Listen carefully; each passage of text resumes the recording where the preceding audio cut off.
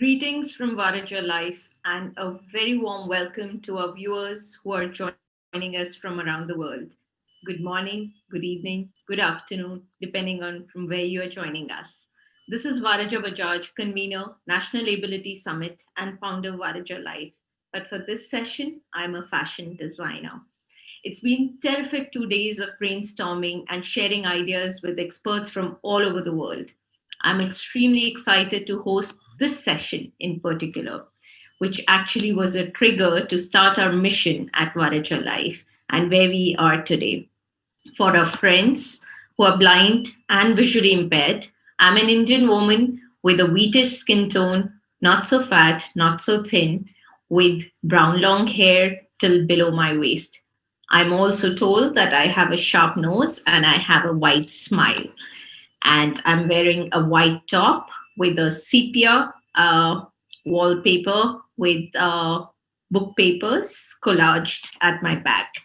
I hope that is sufficient to draw a picture in your mind. For those who know me professionally, I'm a fashion designer with three apparel brands: Varaja Design Studio, office&you, and Leila.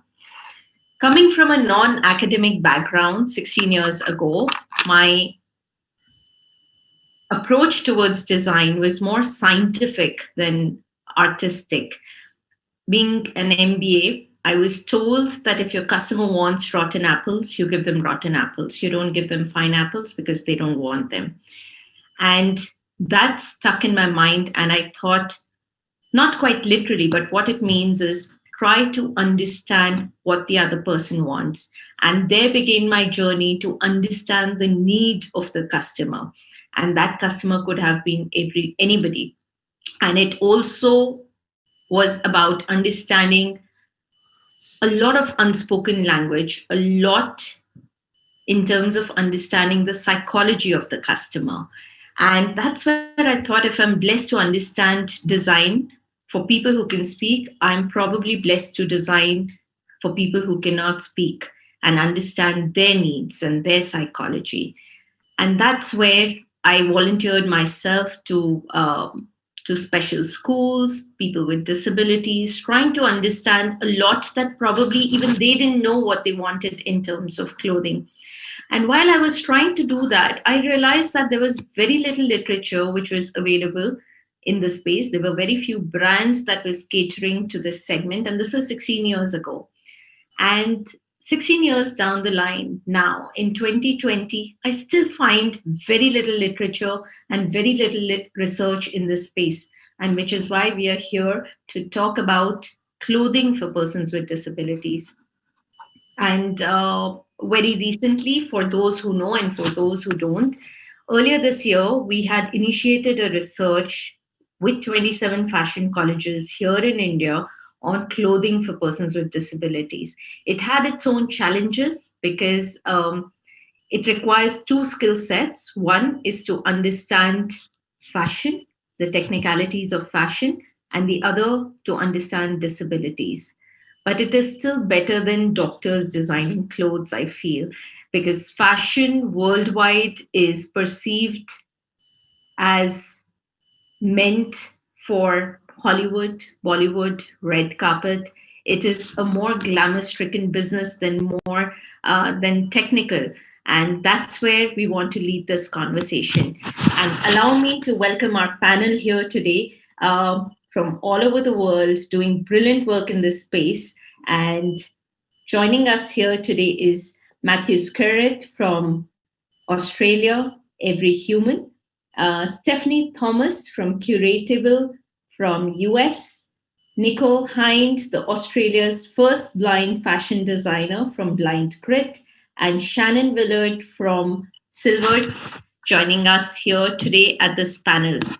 And I have had several rounds of conversations with all of them, trying to bridge the gap and bring the best practices together. And I think this is a brilliant platform to do this in front. And we have a lot of fashion designers and aspiring fashion designers watching this today.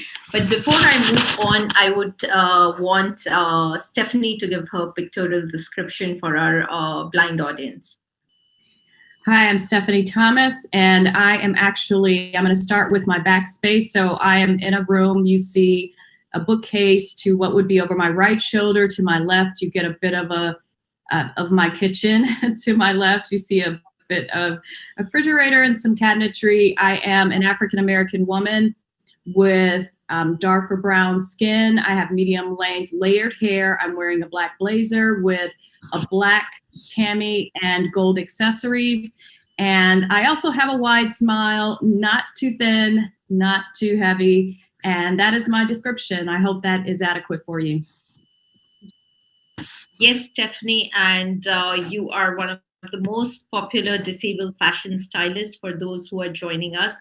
Stephanie holds a graduate degree in communications and fashion journalism. She lectures in fashion marketing, advocacy communication, fashion journalism, and styling. She's also author and editor of Fitting In, an anthology of the social implications of fashion and dressing with disabilities, which is coming in spring 2021. Born a congenial amputee missing digits in Los Angeles. She's one of the most popular names when it comes to fashion styling for the disabled. Thank you, Stephanie, for joining us.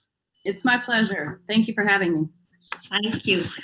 Shannon, would you want to go next with your pictorial description? Sure. So in terms of my backspace, I am against a white and gray wall with some glass as a staircase. I have blonde, long hair, sort of straight. I tried to do my best at 6:30 a.m. I have a light complexion, and I'm wearing a baby blue sweater.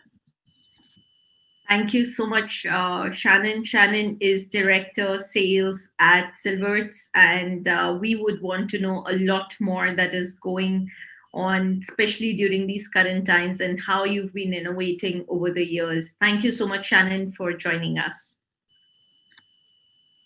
Next, we have Matthew. Do you want to go with your pictorial description? I can see some beautiful painting behind you, though.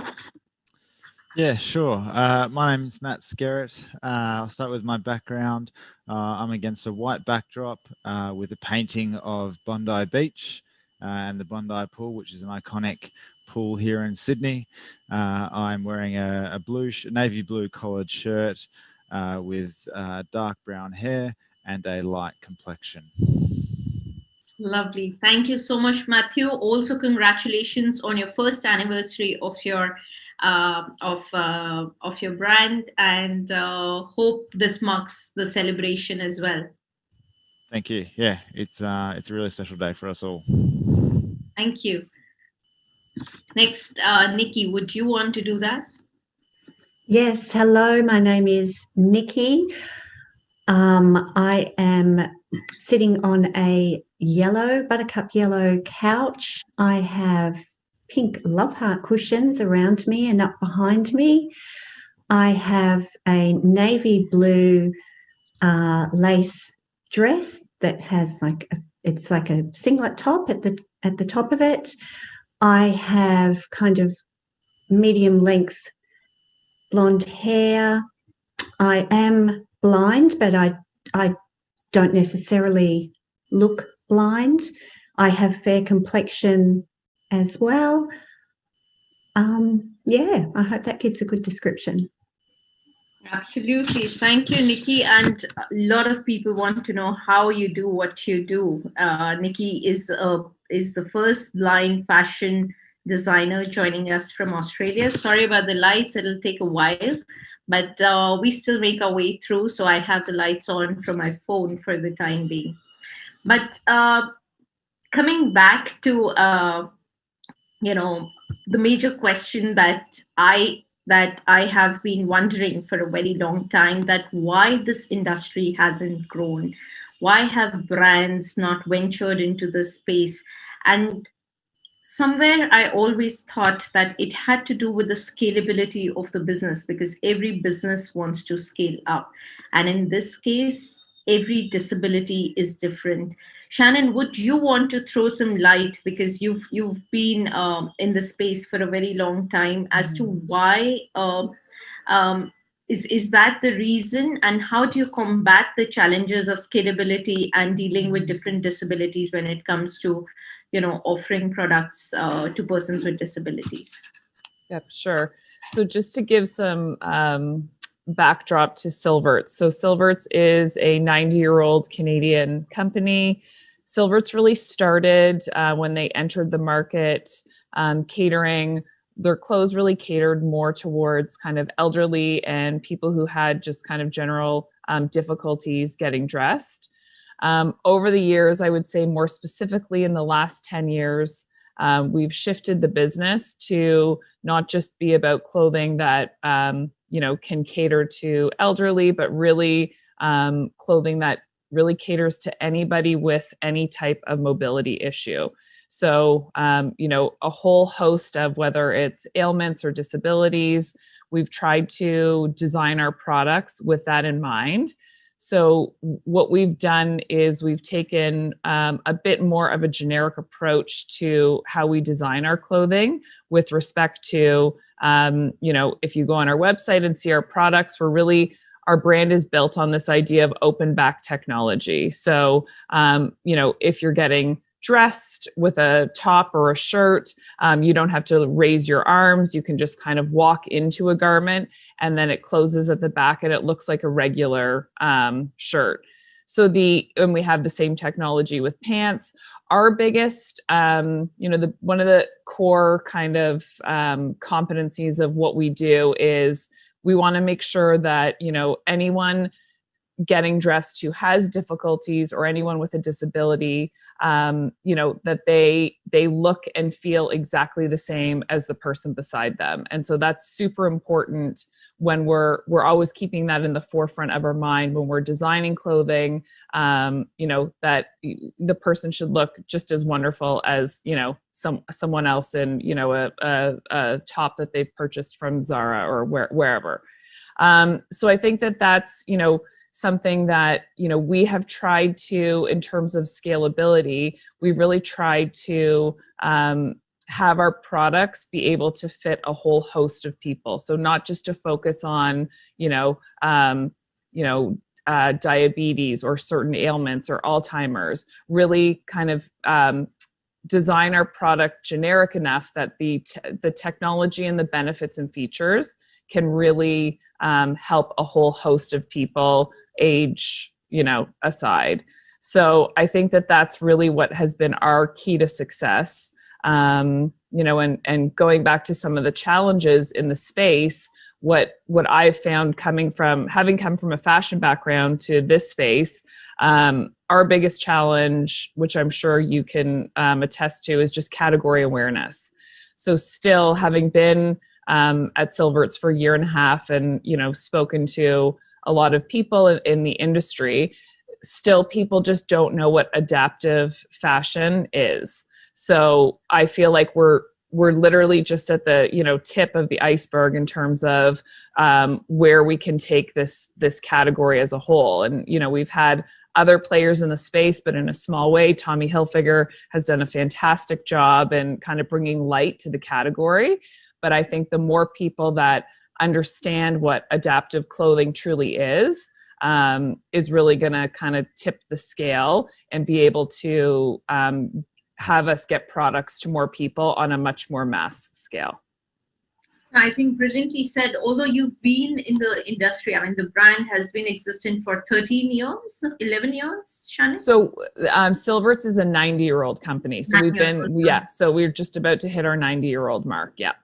Yeah. So from that perspective, I mean, while you say that you're still scratching the surface, being there for 9 years, we have Matthew who's just completed, 1 year now in Australia and retailing adaptive clothing. What's your opinion, Matthew? And of course, your 1 year, I think half the year went in COVID. So your challenges must be like extremely different in this case. Yeah, I mean, the first half of the year was definitely not easy from a business perspective. We obviously had we launched 12 months ago, and COVID hit us sort of in mid-March. So there were definitely some challenges this year. But I mean, similar to what Shannon was saying, you know, at this point in time, the adaptive clothing market, people are designing to not necessarily to specific disabilities. We all know that, you know, every disability is quite different.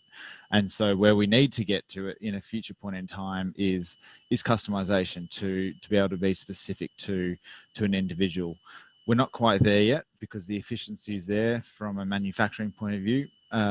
You know, it's at this point in time not necessarily a cost-effective way to be able to manufacture, but we know that's where we want to get to as an industry or as a business, and as an industry as well. But yeah, every human, it's 12 months old. We're in a adaptive clothing marketplace, bringing the best of adaptive fashion from around the world into one spot for people here in Australia and New Zealand. And we're really, what we've learned is that people want to wear brands that you know, everyone associates with outside of the adaptive space. And as Shannon mentioned, you know, Tommy Hilfiger's done a fantastic job of bringing awareness into the adaptive space, as has Nike with their shoes. But I think the more people that, and the more mainstream brands that are involved in the adaptive space, the more recognition it will bring, because the biggest challenge for us all is educating people around these products and the fact that they exist, and the functional benefits as well, because there's a lot of people out there who need these products who don't even know that they exist. So I think that's the biggest challenge for us all is that education piece. Absolutely, and that also, you know, so there is a way of looking at fashion from one perspective, which is the business perspective. But I think somebody who's lived it really close is Stephanie herself. So I want to bring in your experience, Stephanie. So a lot of times we as brands or we as designers try to look at the functionality aspect, but in my conversation with you, there was a whole different perception of how the looks mattered more than functionality in many places. Would you like to throw some light? Yeah, thank you for that. I'm just nodding my head because I want to just really co-sign what Shannon said. I totally agree. It's a lack of knowledge of the product existing, because I want to give a bit of my background. Although born with a disability as a congenital amputee, I started to learn about this topic in 1992. So I remember Silverts. Silverts was one of the catalogs that I first ordered to begin to learn more just about dressing a variety of body types. And I also want to talk about the dichotomy. So there are two things that are happening. I believe in the power of human-centered design and universal design, which is what Shannon was talking about primarily. But at the same time, if you look, like in some of my library, I have books back from 1979, 1955, 1969, where, you know, authors like Adeline Hoffman was talking about, wait a minute, we have 30 American designers during the functional fashion movement in the 1960s. We have brands like Trigère, and all Levi's was a part of it in the late 70s. All of these brands that were a part of this, over 30 brands taking the patterns of Helen Cookman, who was a designer, a premier designer in the States. They took, you know, her patterns and designed what was then referred to as functional fashion. But what was the hiccup? Why did it not become this mass market? Same conversation in the 1970s. And there was this lack of connection with the community. Although catalogs were going out, a lot of beautiful things were available. But just the idea of disability, that's when I started to really look at fashion as a social construct and think about fashion as, wait, what is the disconnect? We have the design aptitude. We know what to do to design, right? So what's missing? And that's when I really settled on the fact that there are attitudinal barriers that keep us from really reaching the community and from the community reaching us. So I didn't want to approach this topic from a design space or from a space of someone that was manufacturing or getting into that end of it. I wanted to do it through storytelling. And so the storytelling that I use is guided by my disability fashion styling system, which I actually developed in 2004 after designers, talked to me for a year and were excited about me, maybe coming on board and consulting about dressing with disabilities. But what I learned quickly was that was their, attempt at politeness, and I never heard from them again. So I said, what can I do? And up until this point, really quickly, what I had been doing the 10 years prior was I had been talking to the end user. I had been talking to the end user about their needs. How do you get dressed? I talked to occupational therapists, people with disabilities, caregivers. And there were 3 questions that I found that I constantly asked, which made up my disability fashion styling system. Is it accessible, easy for you to put on and take off? Is it smart for your health, medically safe? And do you love it? Is it good for your lifestyle and your body type? And so that's how I approach my work today. And so it's an attitudinal barrier. Social media is helping us break down those barriers, but until we start to understand disability and not be afraid of the idea of disability, I think we can move forward, like Matthew was saying, and then to customizing, to even human-centered design. But we've got to be able to deal with our perception and idea of disability, not from a medical model or a clinical model, but from a social model. Rightly said so. And I think that is what it's very difficult to understand, because when we were doing this research, a lot of students came back and they went very overboard on the technicalities. And sometimes I think it's just important to stay simple. And it becomes very difficult to understand because you're on the other side of the fence. And that's where I want to bring in Nikki. And that's going to be a different perception altogether, because Nikki, you are Australia's first blind fashion designer yourself. So while Stephanie has her perception of styling people with disabilities, I, Matthew, and Shannon have our own perceptions that what are the needs of persons with disabilities. You are living that every moment. And what, according to you, is the most important thing, and how is it different designing? You're not blind by birth. It's an acquired blindness over a period of time. So what, according to you, is different than what is being offered right now in the market? I mean, how do you look at it? Yes, and yes, Stephanie, I'm with you. I look at it from of course we have the technical ability to make clothing that is accessible to wear. And Shannon and Matthew, of course, business is always going to be about that scalability. When I first started designing, I looked for my tribe, my people. Who else in Australia was a blind fashion designer? There wasn't one. So I looked further, and who in Australia were disabled fashion designers, disabled models, disabled anything within the fashion industry. And this was 5 years ago, and it was so close to being non-existent. There was some tokenistic jobs given to blind models and other people who visually had a disability. It was quite obvious they had a disability.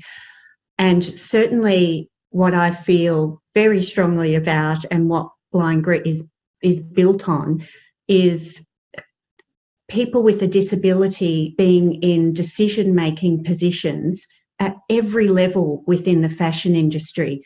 It cannot be done. You can't actually achieve genuine inclusiveness unless you've got people with disabilities sitting at the decision-making tables at all different levels. Because I'm part of the Disability Leadership Institute here in Australia, which is a world first. It's just incredible. And the conversations we have there are wonderful. And one of the things as entrepreneurs that we discuss is and leaders is that concept of disability is different to other minority groups in that each individual within it is so different. You can't give generic solutions on the whole. However, if you have people with the lived experience in all different positions at all different levels in the industry, they will lead with the most awesome solutions, because what's good for disability is good for everyone. So for me, my vision is, I just see it as a no-brainer that fashion just needs to be fashion, because things that are easy to get into are good for everyone. And not everyone with a disability finds it difficult to get into clothing. So it's that social attitudinal thing. We need to be actually in there just as part of the fashion world, the conversation, the media, and in a proper organic and representative way. I was lucky enough to be speaking with an Australian company called Afterpay, who are now the major sponsors of Australian Fashion Week, and they came to me to ask about how to help curate the Fashion Week to assist those with visual disability fitting in. And my response was, I think you need somebody who is a dedicated disability consultant on your committee at the decision-making table with everyone else, because it's not about just making experiences for people with vision impairment and then calling someone else in a wheelchair and say, well, how do we include people in wheelchairs? Gosh, to me, it's fashion's been like two rivers running. Fashion and disability have been like two rivers running side by side. It's not like people with disability have only just started wearing clothing. Of course, they've always worn clothing, and they wear clothing for the very same reasons as everybody else: for protection, for comfort, for attitude, for confidence. And some of those things are easier for people with disability than others. But they're running side by side, and you can't keep them separate, and there's no point. Why would you? They need to be running together, and when the waters meld, you can't tell what's disability and what's fashion. It needs to be all the same thing. I'll say it again because I can't say it enough. What's good for disability is good for everyone. I would just like, my vision is that there isn't necessarily adaptive clothing. There's just clothing that's easy for everyone, because it needs to be the same. Yeah, people with disability want to wear Tommy Hilfiger. They don't want to wear the clothes that you were saying, Shannon, that your company started making clothes for older people. And again, when you look historically, disabled people were put in hospitals with older people. Society doesn't know what to do with us, that we are often categorized with older people and those who have difficulties. And there's no need for that anymore. And there are so many awesome solutions. And it's the people who live outside that comfort zone day in, day out, as a daily experience of living, who will come up with the most awesome solutions. They will let you know how to scale it. They will let you know, and they will be the biggest value add at your table. They must be at the decision-making tables. I think that also brings to the thought of universal design, which we actually look in spaces. I wish that could also be there in clothing. But having said that, certain disabilities do need special attention. And while brands like Silverts and Matthew is here from Every Human, while you're offering more generic sort of solutions, because obviously that's important for the business, do you think there is a need for bespoke clothing or customized clothing? Because that is a space which I have seen very little people covering. Would you want to go first, Shannon? Sure. Yeah, absolutely. I definitely do think that there's a need for the whole idea of customization. And I think as we, go down through the years, it will become much more important. To echo Matthew's point, it's from a, scalability and a volume perspective, it's obviously quite challenging to do. So from our perspective, we tend to, have products that are very easily sized so that it just, again, is accessible to people. So we work, kind of in the extra small to, we go up to 3XL, we try and design our garments with that in mind so that it's kind of easy to, figure out what your sizing is. So right now, in the next few years, I don't see our business going, very much towards this whole idea of customization.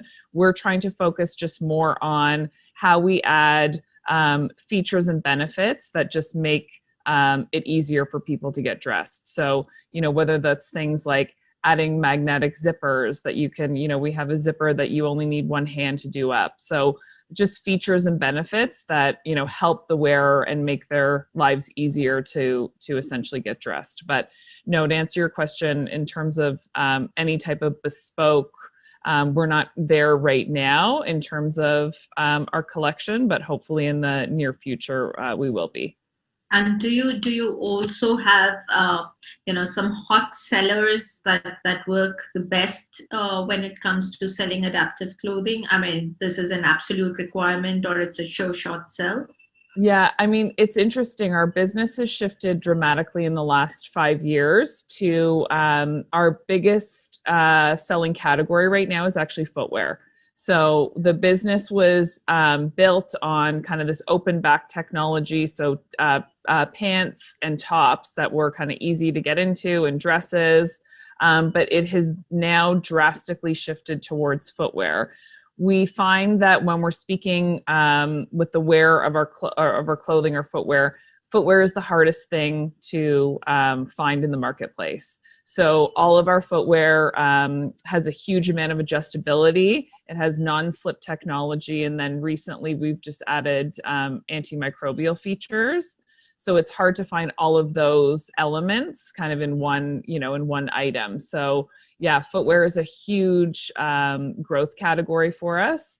And then, our next best-selling category, this is also skewed somewhat with COVID, but we have a sophisticated alternative to like a hospital gown, so a nightgown, but it has an open back design and it looks like a really just pretty sophisticated item.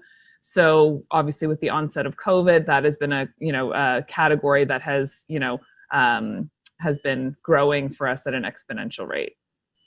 Brilliant. I think that gives us footwear is something that very few of us think about. I mean, I've been associated with colleges, but no, I don't think, at least in India, except for one brand that I know of, there are very few brands that are focusing on that space, and that's quite an eye opener.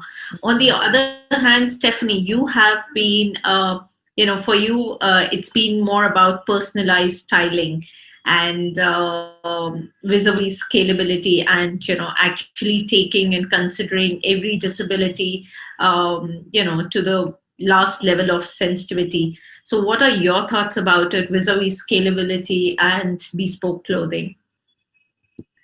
So I'm in Nikki's camp with regards to what's good for disability is good for everyone. But I do want to say, as someone that was born, like I said, as a congenital amputee with a disability myself, footwear for me is very difficult to find. And that is an issue that's difficult for little women who live with dwarfism, or little women that live with spina bifida or different disabilities. I have these conversations on a daily basis. People do not make sizes smaller than 00. So some of my clients have toddler size feet. Some of my clients need wider shoe boxes. The vamp on top needs to be a little higher to accommodate for fatty tissue on the top of the foot. So there are a lot of things that could be done. Now, with regards to styling various body types, for me, I use my styling system to bridge the gap between where the fashion industry is and where it has to go to be more inclusive. And one of the things that I found, let's deal with bespoke again. Bespoke for me, for my clients, I think of bespoke for anyone. It's always going to be just a tad bit more costly because it is specifically designed. I'm just not in the camp of customization because I have developed a system over time that I'm able to shop in stores for people with various disabilities by using my litmus test. With regards to scalability, I think the more people know about it, the more people will purchase.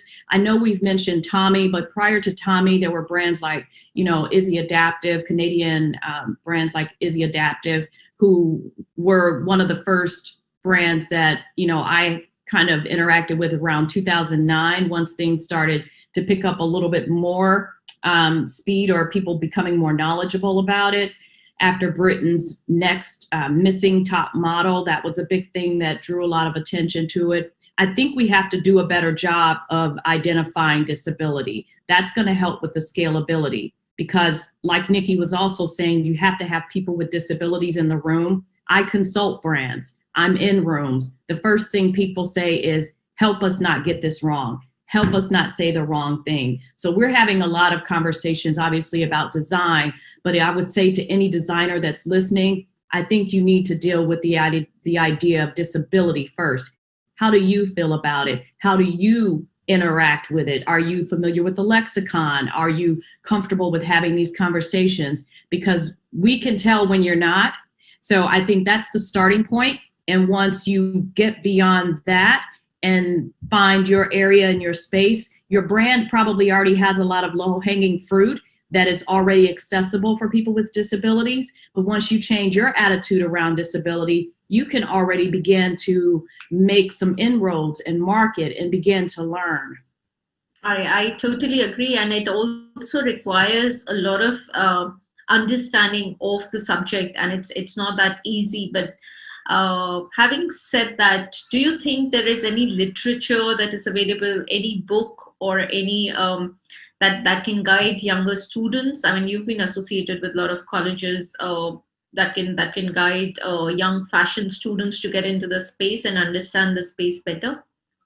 So in addition to my book that's coming out in the spring, I happen to be working on another really great book with someone that we're actually looking at the history of dressing with disabilities. It'll be out in 2022. We have gone back as far as the 1700s. So for students that, until those types of books come out, no, there's not a lot of books, but one of the things that I tell all of my students, education through interaction. Begin to get online, follow advocates for disabilities, begin to learn, begin to interact. And when you're doing your research, begin to change up some of the keyword searches that you're doing. Instead of using commonplace, disability, disabled, start to use some of the more antiquated terminology. There is a ton out there, but you just have to be diligent in seeking for it.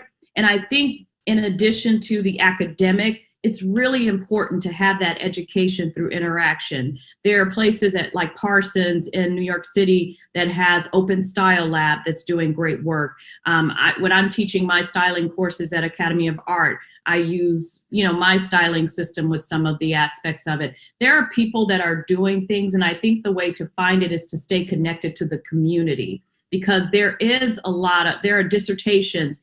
You can not only look at this from a design space in academics, but you can also look at it through the social sciences. Since fashion is a social construct, and that's those two rivers running side by side that Nikki was talking about, how can you bridge that gap through, telling stories and bringing it all together? So instead of just books, and by the way, there are tons of them, like the one I mentioned by Helen Cookman and Muriel Zimmerman actually did a great book. If you just Google those names, you'll be able to find a book that they did in 1960, I think they published it in 67, did it in 61, still relevant today.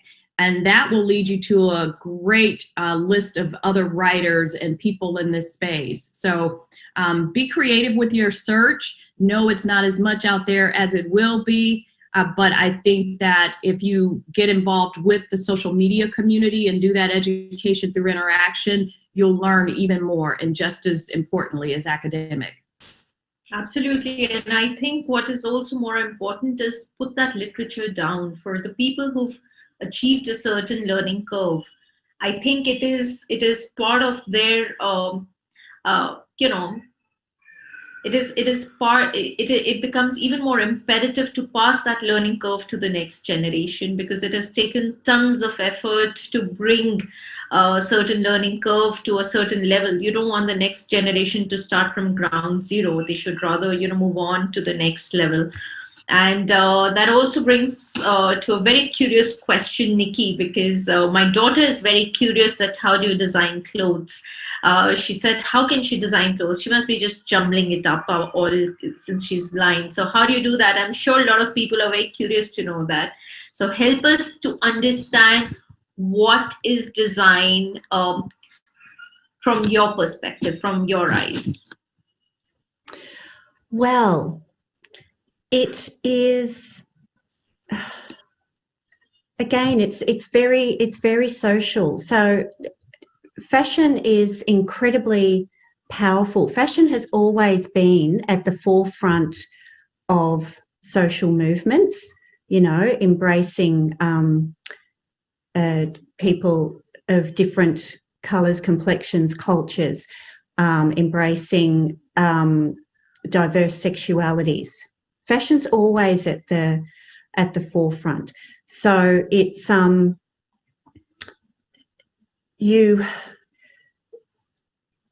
people with disability want to wear clothes for the same reasons and in the same ways that everybody else does. I think for a long time there's just been a presumption that they're not interested in fashion, and why would they? Because they look funny. When you don't have a visual disability, and I mean a visual disability by one that when people see you, they can see you are disabled. I don't think I have a visual disability. People can see me and not necessarily think I'm disabled. But when you have a visual disability, that's the very first thing that people see. When you don't, the very first thing that people see and make an instant judgment on is the way you physically present yourself with your clothing, your hair, your fashion. It is so powerful. It can seem such a trivial, superficial thing, but it is unbelievably powerful. So it's the first thing people notice, and you don't get that when you live with a disability at the moment. The first thing people notice is your disability. There's, and it's a bit like the concept of putting on a Superman cape or Cinderella's glass slippers. You can absolutely, there's something very powerful about it psychologically as well. So, when you dress, it helps you feel a certain way. It helps you project an image in a room that you want to project, whether you want to blend in a bit more or whether you want to look more confident than you actually feel, whether you want to look vampy, sexy, academic. So all of those things. So, yeah, I mean, I certainly design from the perspective of how you want to feel in your clothes. So the type of character you can take on when you wear your clothes. And I love designing things that are very versatile in terms of you can wear them for a stroll on the beach or, to a black tie event, and things that are versatile in terms of you can change the colours and the straps and the way they sit and make them long and short. I love that concept of being able to change it with your mood, because to me it's very much, it's a huge part of your personal communication.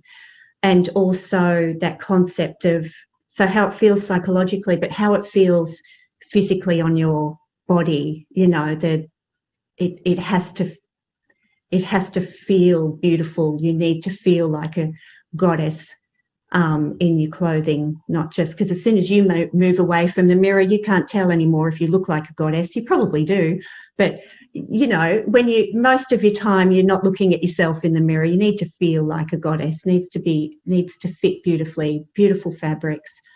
And how do you deal with how do you gain your customers' confidence? Because somebody coming to you and thinking that she's a blind fashion designer, how will she put things together, and whether she'll put things together, you know, will they suit me? So how do you manage that? How do you crack that formula? Yes, well, when I created my first collection and sent it into Marie Claire, I think we all know who Marie Claire are. I did not mention that I was blind. I did not want them to know. And now down the track, I kind of feel I'm annoyed at myself because blind grid is all about the antithesis of that. But I was really worried about how they would judge my designs, because it was my very first collection, if I told them I was blind. And the flip side of that is, certainly within Australia, you know, you tell, you know, people are very interested in that. We are at the stage in history where it's very interesting. So I'm well aware that I get the benefit of being the token blind chick designer. And I don't mind that, because it then gives me a platform to speak about the things that I feel very passionately about and where I think disability needs to sit within the fashion industry. So it goes two ways. But certainly at the beginning of my journey, I was told in no uncertain terms by one of Australia's leading social business experts, you can't do this, and neither can they, meaning people who live with disability, because Blind Grit is built entirely of and around those who live with disability. Everything within the organisation, except the manufacturing, is done by those who live with disability. So I've been told in no uncertain terms, you can't do this. And also, when I meet people and they ask what I, you know, if they know I'm blind and they ask what I do and I say I'm a fashion designer, people laugh, because there's just that instant oxymoron thing with them. No, that can't be. You know, that's silly. Yeah, so people have a reaction of laughing, of thinking that that's funny. Yeah, I would like to see more access to the wonderful design softwares that are coming out. They're very, very expensive. In Australia, it's hideously ridiculous to get someone to teach me how to use it. It's at one TAFE here in Australia, and I will learn how to use it through there. But being blind, it's very, very hard for me to get curves and measurements right. I can see, but it's tiring and it's very hard to focus. But if I can put it on a screen, and you know, because a millimetre when you're designing things makes a big difference, you know, certainly a centimetre does. So, but if I can put that on a screen and, you know, enlarge that millimetre to 20 centimetres and just really focus on all the details, that will allow me to do that so more easily and bring it back in-house more easily. Yeah, so that's... So you're managing that, and I think so there's a good and the bad side of, you know, being the first one. I always feel the good side is no, I'll start with the bad one. I'll sign off with the good one. So the bad side is that there's no learning curve and there are no benchmarks. But the good side is that you're the master of the game and you create the rules and the rest of the world follows you. So so yes, and I think that's what Matthew is also trying to do. And Matthew, we would want to know from you, in your experience, because you have had the prior experience to deal with people with disabilities, apart from, you know, just clothing.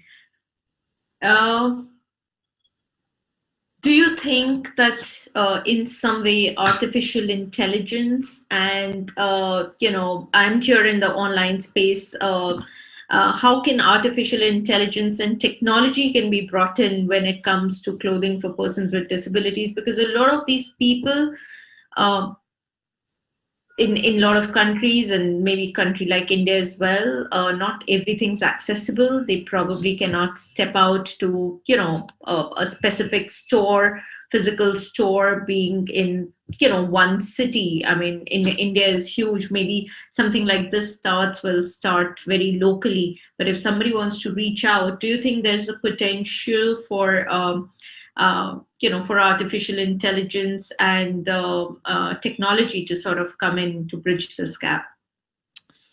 Yeah, I mean, I do believe there is a potential, absolutely. We can see how technology improves the lives of everyone on this planet. And, I'm sure at some stage, artificial intelligence will improve the lives of everyone, including the lives of people with disabilities. Are we at that point in time currently? Probably not. I think, I just wanted to echo the points of everyone else. I think it's a matter of education at this point in time, and it's a matter of perception as well. We are at this point in time where the designs are there to cater to so many people around the world, but there's the perception that we need to change. And I think, we are trying to change the way people think about adaptive clothing. Historically, it has been viewed as a medical solution and a medical product. For us at Every Human, we're really trying to change the way and people think about that, and create the ideology that this is actually a piece of fashion. It's a garment that sort of enhances your confidence. And yeah, sure, it's got the functionality built into these garments, but it's so much more than that. Going back to the technology aspect, I've seen recently here in Australia, 2 girls in school created technology and artificial intelligence through their school program, which essentially allows them to take a photo or use an image and determine the dimensions and sizing, and that's obviously it's catered towards people with disabilities. And I think that's a fantastic initiative, and the fact that there's focus being placed on technology and how this can improve the lives of people with disabilities, I think it's fantastic. But I think we're at a point in we're not quite there yet. We sort of need to focus on the perception and the way we think about adaptive fashion, and I use the word fashion rather than just clothing or just footwear. It's got such a powerful, fashion has got such a powerful meaning behind it, to everyone. Everyone wants to use it to make themselves feel better. And we've recently been a part of Melbourne Fashion Week, and trying to give a platform for greater representation and change the way people think about it, make it cool, make it sexy, because I think at this point in time, that's the biggest priority. Absolutely, and I think so. There are a couple of recent online applications which does. So there's one called Mirror Size. So what it does is that you can take a photograph from your phone, and it gives you accurate body measurements. And I think something like that would help in doing bespoke clothing, for the brands that are looking at the space. Shannon, coming to you, I mean, what is the percentage of, I believe you're online as well. So what is the percentage Yes. of offline versus online sales? And has that increased? Has there been a shift in the online demand when it comes to adaptive clothing currently during COVID times? I mean, definitely our e-commerce, like our website, has definitely been a huge vehicle of growth for us, no question. Right now, our focus is we've put a lot of emphasis towards obviously being a Canadian company. We're heavily penetrated within Canada, so we just in the last 6 months have had a major push to get more points of distribution in the US. So we're starting to work with some pretty big home healthcare suppliers, durable medical supply chains, and some big pharmacies to try and get some of our commodities out more on a kind of mass scale than just our own kind of website. So that kind of feeds into the whole idea of, we have a great website. It's been very successful for us, but we need more points of distribution if we're going to get the category awareness piece. So my main focus has really been, to, as I said, try and get more people to understand kind of what we do and the features and benefits of our products. So you'll see in 2021 some pretty big partners that will be hopefully sharing some success with, and getting the kind of Silverts brand and adaptive fashion in the marketplace in a much larger, more meaningful way than we have had in the past. Yes, indeed. And we want you to come to India as well. Yes, definitely. 100%. I'll use this platform to nudge everyone to come to India. Maybe next time, the next National Ability Summit we'll have this discussion offline here in India. But I want to ask you, Stephanie. You have been you've held the post very strong, of course, for a lot of personal reasons, but what really keeps you motivated? And I'm sure there must have been a lot of challenges in this space, because this is an offbeat space. This is not mainstream fashion. So what keeps you motivated and stick the guns to what you're doing today? Because now you're also coming out with a book. It's not just professionally what you're doing. You give a lot of time to colleges to propagate this knowledge to a larger audience. So how do you do that, and how do you keep yourself inspired? I think that's a great question. I think the honest answer, especially this year being particularly tough for so many reasons, I think I always go back to the why behind the what. And why am I doing this work? What is it that motivates me around making sure that people have clothing that is easy to put on and take off? And I will give you one anecdote that really stays in my mind, actually two very short ones. The first one is, I asked a gentleman one day, someone I was working with for a fashion show, he wasn't a personal client. I said, do you have any dressing challenges? He was like, no, I'm great, I'm good. I was like, after so many years of doing this, my next follow-up question was immediately, well, how long does it take you to get dressed in the morning? He was like, 3 hours. And he said it with so much confidence and pride that I didn't put it down. I automatically knew. I said, well, guess what?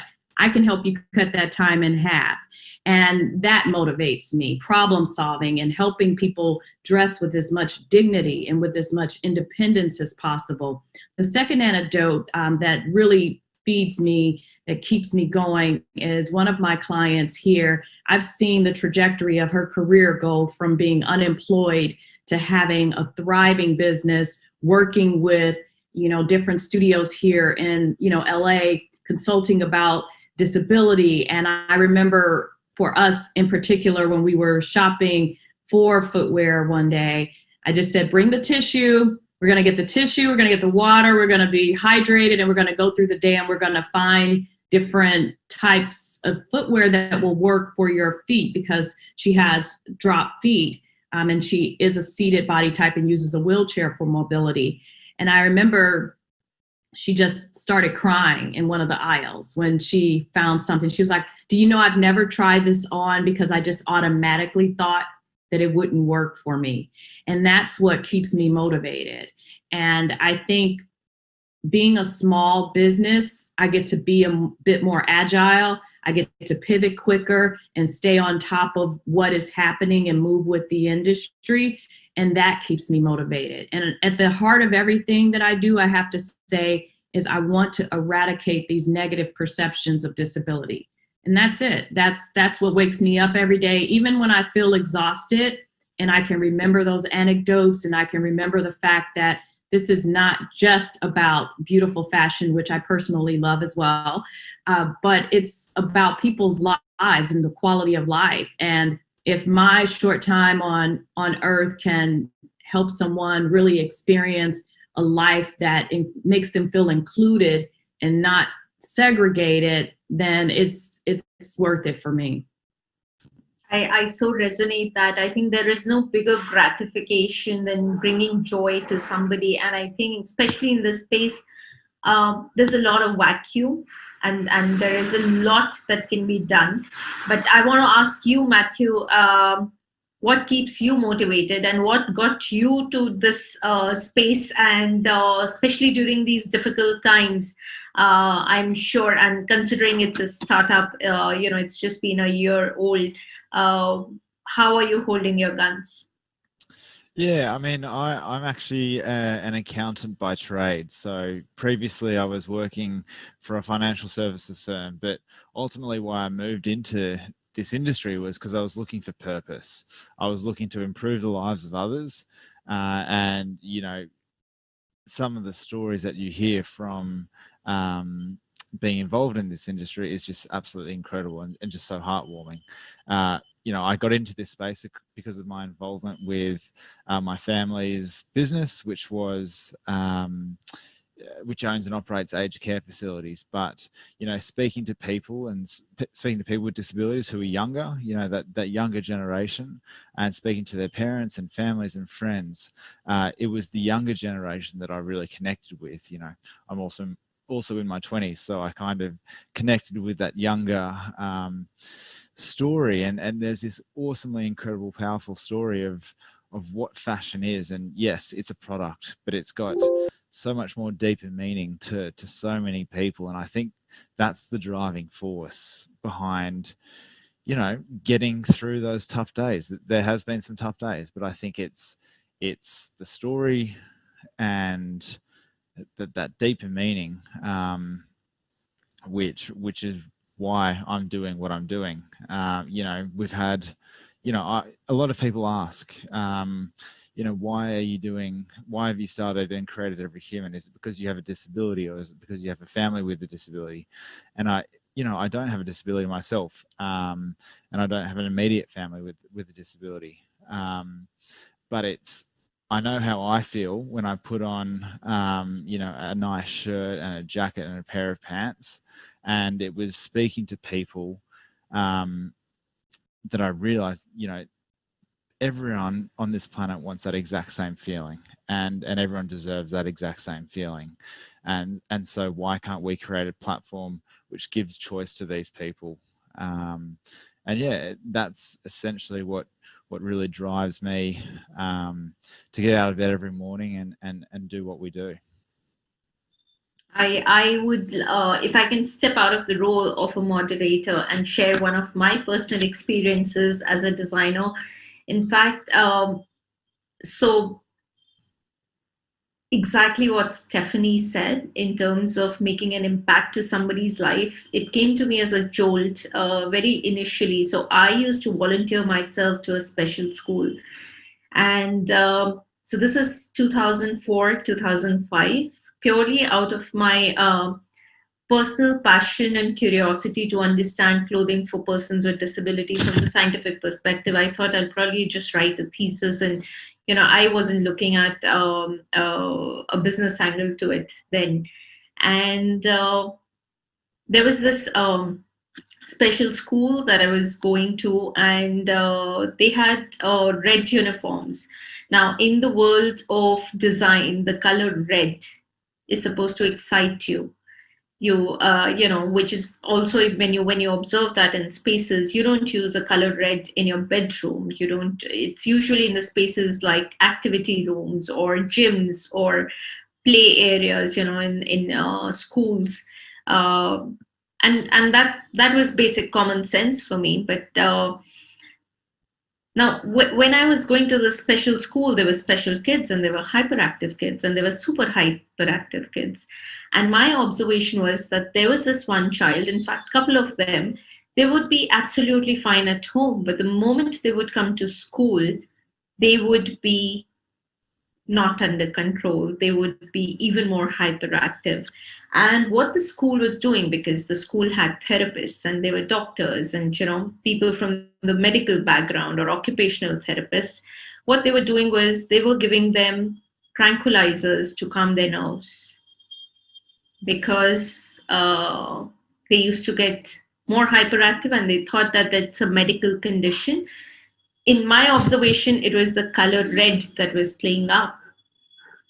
So for me, that was the trigger point to get into the space to understand. Another area was, and Stephanie would know that best, Shannon would know that best, coming from the manufacturing background, is most uniforms, most of the school uniforms are pretty much the uniforms that you and me wear. Even in special schools, which is higher level of polyester, simply because you have 2 or 3 uniforms that you run through the entire week. You keep washing them. It's easy, it's durable, but it doesn't let your skin breathe. So a hyperactive child that sweats a lot, the skin would never breathe. And if the skin doesn't breathe, he doesn't know how to express that. He doesn't know how to express the discomfort he is having, and it shows somewhere in his behavior. Another experience that I had very recently, where I was talking to one of the occupational therapists, and he shared an experience of this condition. He said, "Here is this girl that I am, I'm giving therapy to. She has this strange condition where she would take off her clothes in public, and she would do that when she'll see too many people around." I said, "Why is that? I mean, I've never heard a medical condition." So he said, "No, this is the condition, and whenever she's in public, she would take off her clothes, which is very embarrassing for everyone around and also her family." And I tried connecting with her family, trying to understand that what is not right. And I asked the family that, what kind of clothes do you make her wear? They rather took offense to the fact that, I'm thinking that they can't afford good clothes for her. They said, "No, we make her wear very nice clothes. We make her wear party clothes, and we dress her up well when she goes out." Now, my inference was that when she's at home, she's in a pajama and a t-shirt and in very comfortable clothes. When they're going out, they're making her dress up in a fancy, cheap satin lining dress with inseams, which would make her feel uncomfortable. She had cerebral palsy and she could not express her discomfort, which is why she was taking off her clothes. And from the doctor's perspective or the therapist's perspective, that was an attention-seeking disorder in terms of taking off her clothes in public, whereas the case was that she was just feeling uncomfortable. The fact of the matter is that even while we talk for last so many years, the family refrains to go out in public. And the girl is not taken out of her house because of that embarrassing moment. And I think that is the power of clothes that we are dealing with, in terms of technicalities. And yes, fashion is one of the most important things. I have come across people on the wheelchair, and I have gone out of my way, understanding and telling them the technical aspect, and like Shannon said, wear it like this, you'll be absolutely fine. They said, no, we are happy being uncomfortable, but we just want to look good. So there is a different segment altogether that just wants to look good, and it just doesn't matter. But there is another segment of people who probably cannot just communicate. But I think even when we talk about so my younger daughter is 5 years old. So even when we talk about the social age and the actual age, so even when she's 5 years old, I think even when she was 2 years old, and if she was wearing a new dress on her birthday or otherwise, she knew that she was wearing a new dress. I think the body language just changed. So to a lot of people who feel that fashion is not important, the technicalities are more important, I think that behavior defies that. What do you think, Stephanie? I mean, this has been my journey and my experience, and I thought I'll just step out of my moderator role to share that. But has something like this come across your career? Yes, especially being here in LA. So I work with dressing actors and influencers specifically because I understand that networking for them is 24/7. Whenever they're seen online, whenever they're seen, pre-COVID at networking events, it can really make the difference in their ability to live independently. And you're right, a lot of people that I encounter, they're like, they talk to me differently than they're going to speak to a designer, point blank. They're going to tell me that adaptive clothing is ugly. I don't want to wear it. I want to wear clothing that other people wear. I hear it all the time. Designers get really excited about things that they do, but people tell me it makes me look different. And I don't want people to look at me different. I want people to see me and feel like, which is why I named my book Fitting In, because there is this place that fashions, the social construct of fashion is all about exclusivity. It's fashion, it's this thing, but then there's this push in fashion to be more democratic in the way that they're approaching it now. So there's this thing that's happening, and my customers notice it. So that's why my styling system works, because I'm able to shop at stores that their family shops at. I'm able to tell people that have seated body types, look, love you, but here's the deal. I don't want you getting body sores. I don't want you, having things to harm your body. Let's get the basics for sitting. You need clothing for sitting to protect your health, be it a spinal cord injury, be it, spina bifida, be it someone that has another type of paralysis. So yes, there's this constant push for, I want to look good, but I want to be safe is always second. So it is a fashion conversation, like you're saying. And with regards to other aspects of, people thinking one thing and it's really another, that happens all the time in my work, because there's a perception. Oftentimes people don't ask people with disabilities the same fashion questions that they would just ask any other person. They would just ask anyone these questions. And so I've learned that over the years to make sure that I do that. And I do approach it, as Matthew said, from a fashion conversation. And that's why I use disability fashion stylist. That's why, I talk a lot about, I put those two words together as much as I can in order to eradicate this idea that they're not supposed to be together. So yes, yes, and yes would be my answer to your question. Do I experience that? Absolutely. And Shannon, on the contrary, I think the focus of Silverts is a lot on technicality. Any tips for younger fashion designers, that what is it that they should keep in mind when it comes to clothing for people with disability in case they're looking at launching their brands?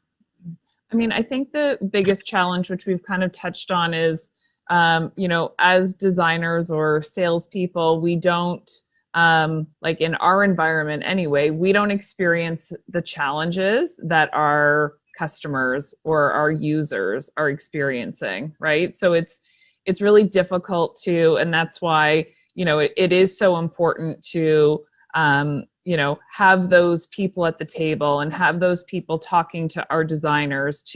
We do our best to really kind of understand what these, challenges can be. But we obviously we don't understand because we're not experiencing the same thing. So I think, having a definite level of empathy to really truly understand the challenges that, whether it's, by ailment or, really understanding the challenges that our wearer has is a critical part of the design piece, right? And just, the whole reason of what we're doing and why we're doing it. So I would just say get as close as possible as you can to, like in any business or any brand, the closer you are to your customer and, understanding what they want and what they need is going to, make your brand successful, because you're going to understand what they need from you as a brand or from a design perspective.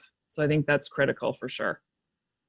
I totally agree to that. And Matthew, I would want to know that how do you, of course, it's been a short tenure, but have you cracked the formula that this is what works and this is what doesn't work? Because you're procuring from various brands across the world, whether it's in terms of the colors or it's in terms of the fast moving category or it's in terms of any specifications that you're seeing? I'm sure you've chalked out a sales graph that, this is what this category or this particular color or this particular fabric is working out best for us. Yeah, I mean, like Shannon mentioned earlier in this conversation, what we're seeing is footwear is really probably the driving force of our business. So from a product category perspective, footwear is kind of where we're seeing the most demand. And I think it's probably the products that are in that category.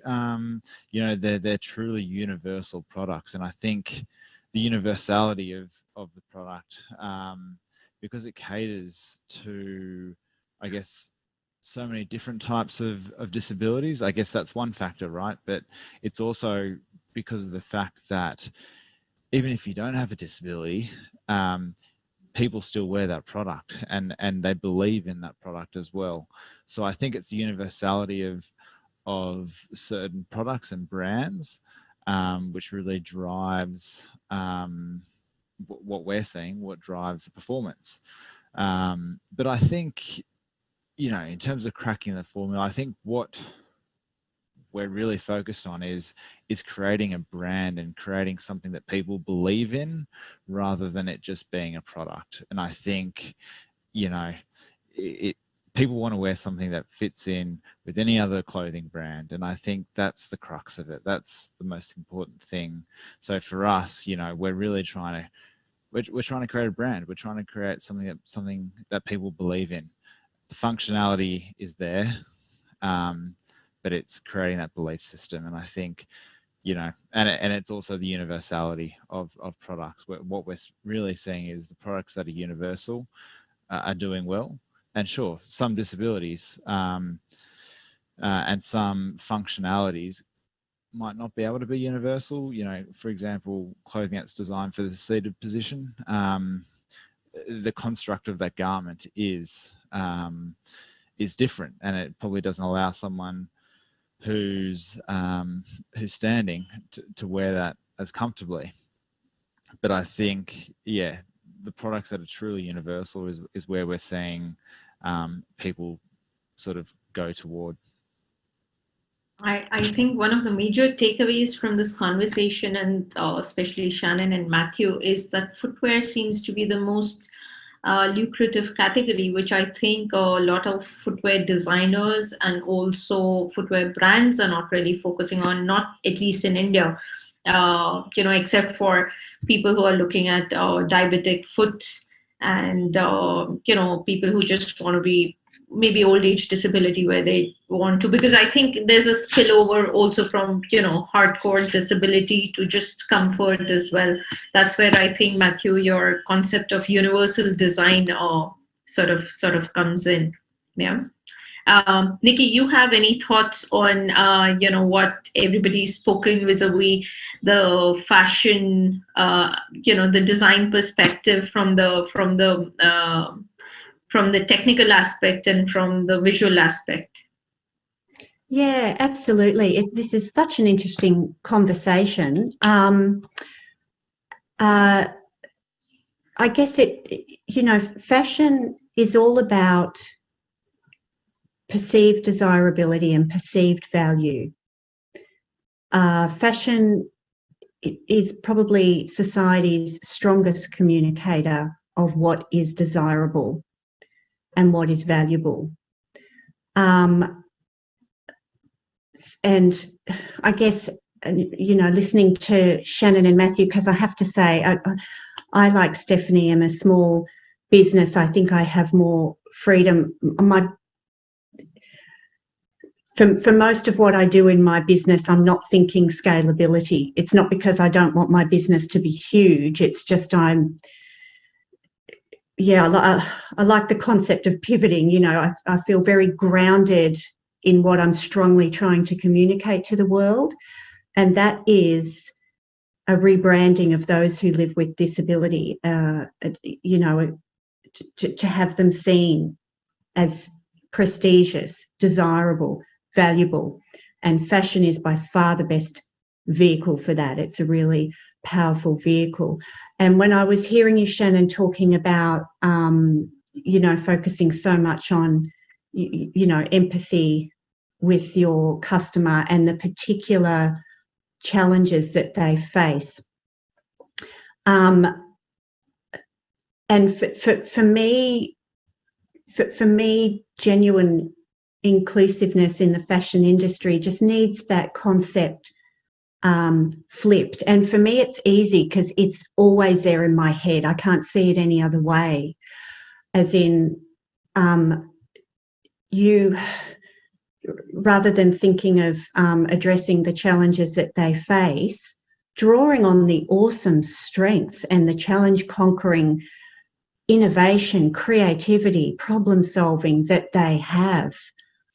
And again, I know I'm saying it over and over, what's good for disability is good for everyone, because, people break their leg, people break their arm, people, burn their fingers. I get a frozen shoulder and I can't use my arm for a few days at a time, and then I can't change my child's nappy, much less dress myself, so you will just that flipping around of the incredible potential and value that those who live with disability have to offer. Just flip it in your head so as it's about the strength and what they can bring to you.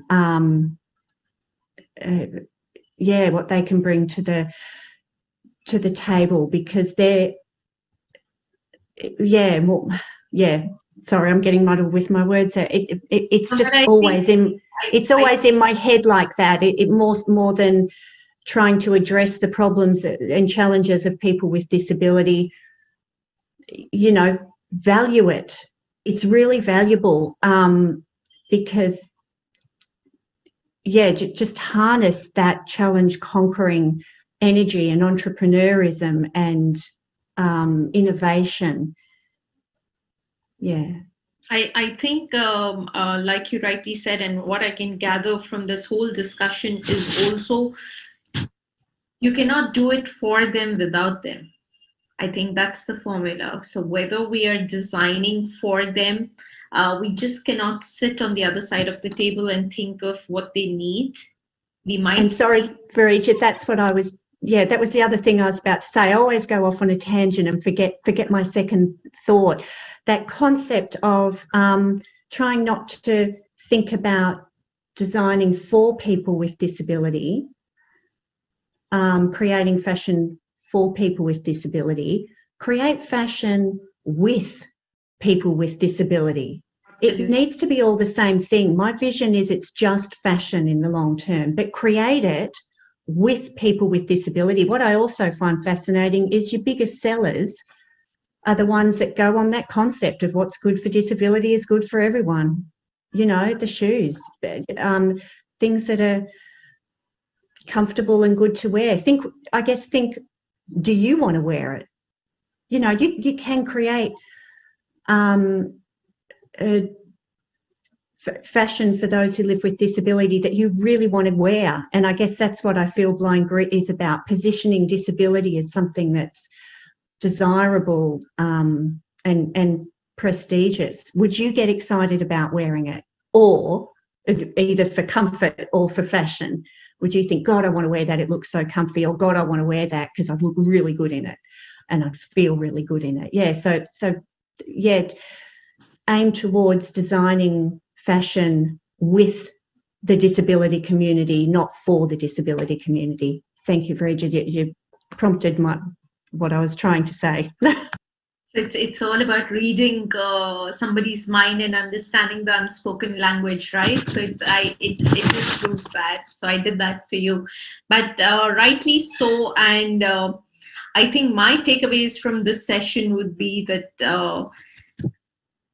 design with people who actually want it, rather than just doing it and sitting at the fence and thinking that this is what they want, because you'll probably never understand. Sometimes you might think of it from the technical aspect, sometimes you might consider fashion to be the biggest, the looks to be a bigger criteria than technicality. You may not know that the other person is looking at the technical aspect.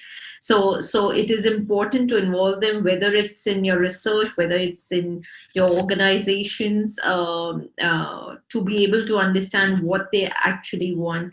And research, and I think it also comes back to the first question that I had, was scalability, because I'm also looking at, so of course all of us sitting here, we have our own motivations to do what we are doing, but if we were to look at it from the business perspective, and even if younger fashion designers or brands were to be inspired, they need to look at scalability. So sharing knowledge and getting the data and getting algorithms in place will help scale businesses.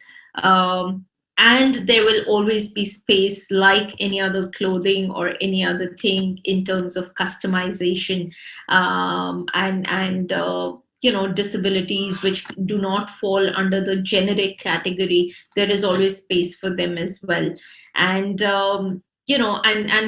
if I can also use this platform for a very interesting research that we did earlier this year. So majority of the and Nikki's here, so more than 80% people who are blind, they have some good vision. There are very few people who are absolutely blind. So when I say they have some good vision, which is they can, all of us present here, even if we just close our eyes and we have light in front of us, we can move the hand and we know that the hand is moving. That is a good vision. You can observe the movement. So even if, and we also prescribe that in spaces. So if there is a white space and there are black doors, blind people can identify that, because because the black would deflect light and the white would reflect light. So when you're wearing clothes or when you're doing shoes, if you have white shoes with black laces, it'll be easier for people who are blind to handle that. So that was something very interesting that came out of the research, which otherwise I wouldn't have thought of. On that note, thank you so much for joining this panel and joining the National Ability Summit and sharing your learning curves. And we hope that offline, all of us coming from different countries, and we have different universities now getting attached, and we have a common platform where all of us can keep sharing our challenges and our learning curves to make a bigger and a greater impact. Thank you, Stephanie, Thomas. Thank you, Shannon. Thank you, Matthew. Thank you, Nikki. But before we sign off, we have something very special for you, which is, I wish I could do that physically, but since we cannot, we have virtual trophies for you. So can I request the tech team to present a virtual trophy to Stephanie Thomas, please?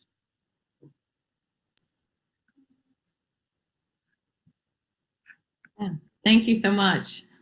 Thank you, Stephanie. Can we have for Shannon, please?